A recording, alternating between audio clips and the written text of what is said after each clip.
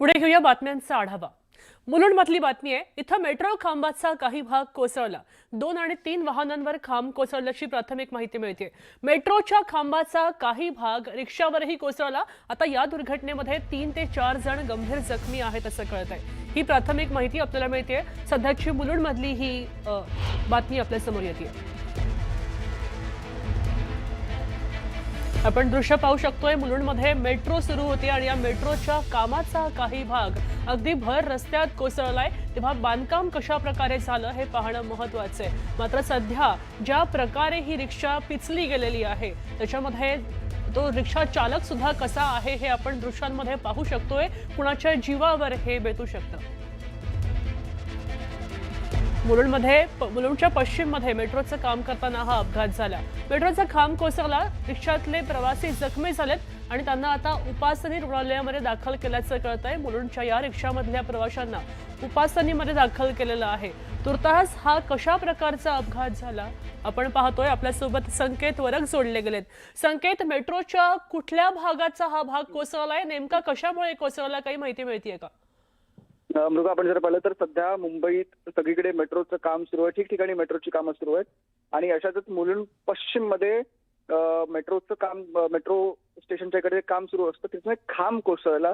तो स्लॅबचा भाग असल्याचं म्हटलं जातंय आणि तो कोसळला, तो थेट खाली रिक्षावरती पडला आणि रिक्षामध्ये रिक्षा चालक असतील किंवा प्रवासी असतील ते सध्या जखमी झालेले आहेत आणि त्यांना जवळच्याच उपासनी रुग्णालयामध्ये दाखल करण्यात आलं आहे। आता नेमका हा स्लॅब कशामुळे पडला, हा जो स्लॅबचा जो भाग होता हा नेमका कशामुळे पडला, कोणाची याच्यामध्ये चूक आहे सध्या तरी याच्यावरती कोणत्या प्रकारची माहिती नाही। पण पोलीस आता संपूर्ण तपास करतील आणि लवकरच हे नेमकं कशामुळे घडलं हे समोर येईल।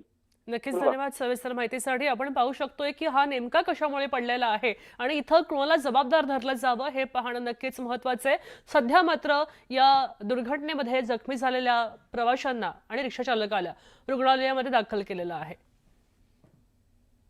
आपण पाहतोय की मुलुंडमधली ही आजची दृश्य आहेत। खरं तर सगळी मुंबई जी आहे ती स्मार्ट सिटी आणि मेट्रो सिटी आहे। या स्मार्ट सिटीसाठी रस्त्यावर मेट्रोची कामं सुरू आहेत।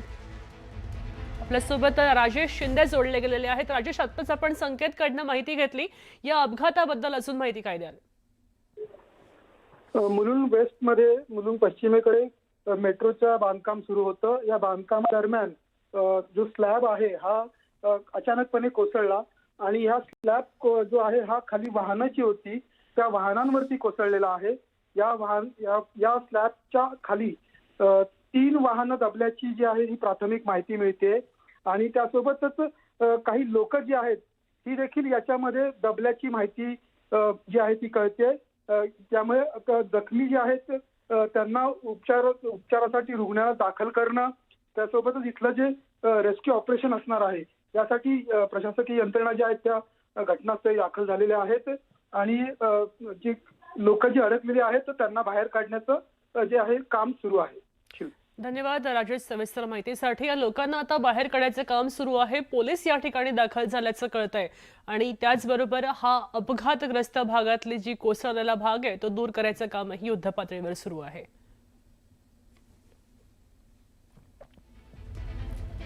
आपण ही सध्याची मुलुंडमधले दृश्य पाहतोय। मुंबईच्या मुलुंडमध्ये मुलुंड पश्चिमेला जी मेट्रो लाईन आहे त्या मेट्रो लाईनच्या बांधकामाचा स्लॅब कोसळला आणि त्याच्यामुळे रिक्षामध्ये असलेल्या प्रवाशांचं नुकसान झाल्याची प्राथमिक माहिती मिळते।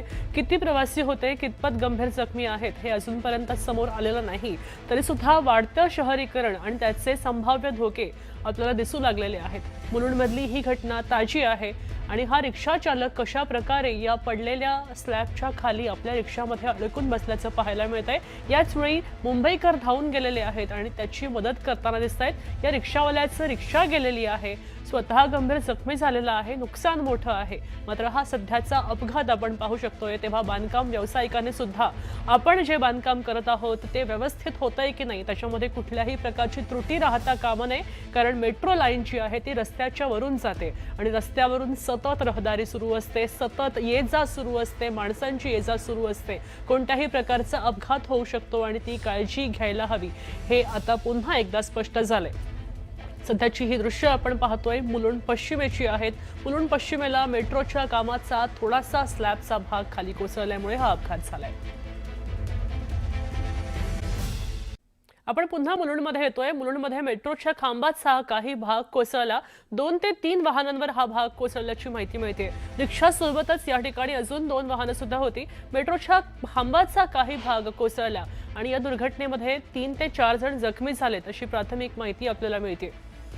सध्या या जखमींना रुग्णालयामध्ये नेलेलं आहे. मात्र सध्याची दृश्य ही आपण पाहतोय. मुलुंडमधल्या मेट्रोच्या कामाचा काही भाग कोसळलाय.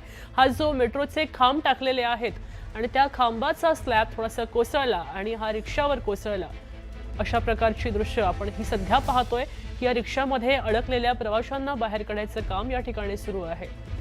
काही प्रवाशांना रुग्णालयामध्ये दाखल सुद्धा केलेलं आहे. मात्र हा चालक जो आहे तो रिक्षामध्ये अडकून पडला होता, कारण या रिक्षावर संपूर्णपणे हा भाग कोसळल्यानंतर रिक्षाचं छप्पर जे आहे ते पूर्णपणे दबलं गेलं आणि या छपराखाली हा चालक अडकून पडल्याचं पाहायला मिळतंय. आपल्यासोबत राजेश शिंदे जोडले गेलेले आहेत.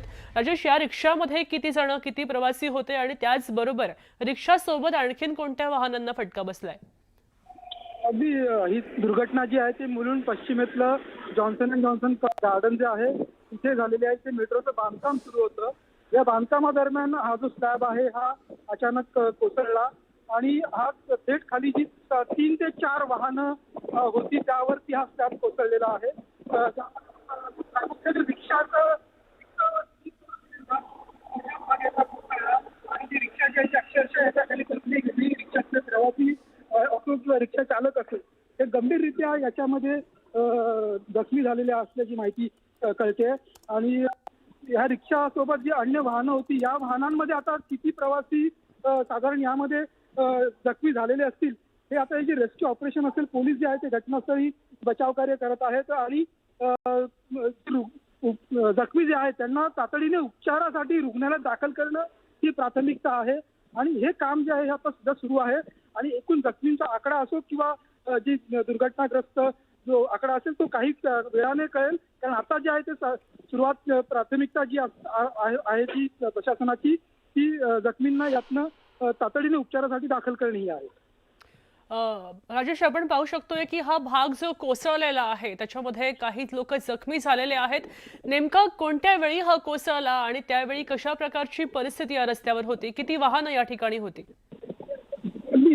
हा वर्दळीचा रस्ता आहे, म्हणून पश्चिमेकडचा हा भाग आहे. आणि आज दिवसा म्हणजे साधारण एक अर्ध्या पाऊण तासापूर्वीची ही संपूर्ण प्रकार आहे.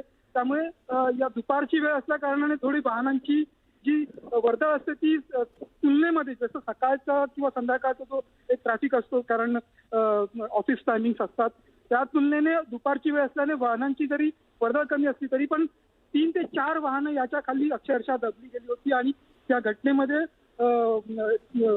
जखमी जे आहेत त्यांना बाहेर काढणं, त्यांना तातडीने रुग्णालयात दाखल करणं ही प्राथमिकता असली तरी पण या ठिकाणी आता हे आपल्याला ठळकपणे म्हणावं लागेल की मेट्रोचे स्लॅब किंवा मेट्रोचं बांधकामादरम्यान अशा प्रकारच्या दुर्घटना घडणं हे काही नवीन नाहीये. तरी देखील कशा प्रकारची इथे सुरक्षा व्यवस्था असते किंवा काय खबरदारी घेतली जाते ह्याच्यावर मोठं प्रश्नचिन्ह निर्माण होतं. कारण की अनेक वेळेला आपण पाहतो मेट्रोच्या कामादरम्यान दुर्घटना घडतात, त्यातून कुठल्याच प्रकारचा धडा किंवा सुरक्षा उपाययोजना प्रत्यक्षात अंमलात आणल्या जात नाहीत आणि नागरिकांना किंवा हकनाक जे नागरिक असतात त्यांना याचा फटका बसतो किंवा ते याचे बळी पडतात.